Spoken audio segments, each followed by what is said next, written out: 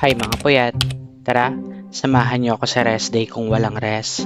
Bumalik na pala ako sa corpo life ko kaya hindi ako nakakapag-upload nito recently kasi naka-focus mode ang lola niyo. And medyo nag-a-adjust ulit ako ng tulog kaya everyday lagi ako puyat. And because of that, I felt a little stressed. Little lang naman. Ayan, wala na. Bilis. And I feel like doing something therapeutic. When I say that, I mean mag-grocery. Kumakalma mundo ko kapag nasa supermarket ako. Kayo rin ba? Sabi ko kanina bibili lang ako ng kape. Pero parang biglang may nagsabi ng pasalubong. Tapos namin mag-grocery, kumain muna ako ng siomay. Isa to sa mga comfort food ko. Naalala ko tuloy si Tipi. Yung final, ay wag na lang. Nagpahula muna ako rito. Sabi niya sa akin, magpapadalas daw puyat ko. Kung tama naman siya. Nakaupo ako sa massage chair, nag-iisip ako ng gagawin. Tapos yung umangat siya, makikita ko, eto. Niisip ko tuloy kung sinadya ba na dito nakapwesto tong business na to. At yan, umuwi na lang din kami kasi sarado na.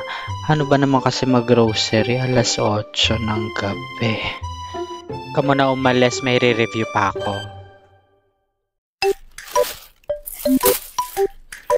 Hi mga kapuyat. So may nagpadala sa atin ng pagkain. This is from Jopi Bakes. Wow! Ano to? Cream cheese garlic bun. Diba? Social. Ang sarap-sarap nito. Actually, pag may-ari ito or business to nung dati namin, senior director. Actually, senior director from Teleperformance. So, pinadalahan niya ako kasi love niya ako. Charit! So, buksan na natin. Saktong-sakto kasi nagkakape ako ngayon. Malamig ang panahon. Ay!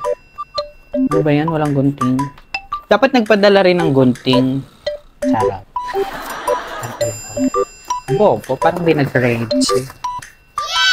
Sabi dito, best consume within 1 to 2 days in room temperature. Pasok. Can last up to 7 days when refrigerated. Parang hindi ito aabot ng 7 days. And heating instructions. Heat for 2 to 3 minutes in an oven toaster. Wala kaming ganun. So, kakainin ko siya ng ganito. Titignan natin kung masarap siya. Look. Oh. Ang sosyal. Alam ko anak niya gumagawa nito eh. Pag nakita niyo yung anak niya, Diyos ko, ang gwapo. Kaya i-follow niyo na yung page nila.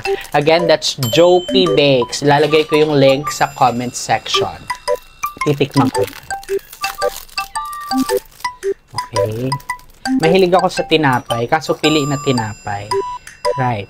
See? Look. Hala, parang ay, charis. Ang sarap. Look. Very creamy. Okay. So, feeling ko pag nilagay talaga siya sa oven, masarap talaga siya. Mas masarap siya. Pero ngayon, naaamoy ko kasi masarap na masarap talaga.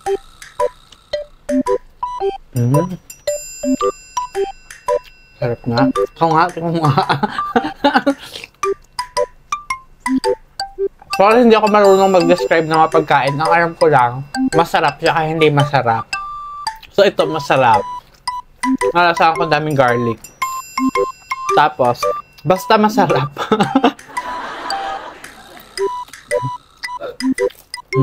Actually, kanina pa yung umaga dumating. Kaso, pagod ang lola mo. Natulog. Kasi, Hagardo Versosa nung 1 week ko sa work. Kasi bumalik na ako sa office. So, yun. Hindi na ako nakapag-shoot kanina. So, ngayon na to. Gabi na to actually. Pagtas namin mag-grocery. So, yun. Masarap siya, guys.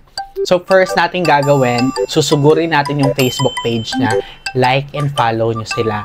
Second, umorder kayo kasi masarap siya. Marami pa silang mga tinitinda doon. May mga blueberry cheesecake. Tignan nyo na lang sa page nila. So, guys, dito nyo sila ifa-follow. So, yan. Meron silang Facebook, IG, and there's their contact number. Right?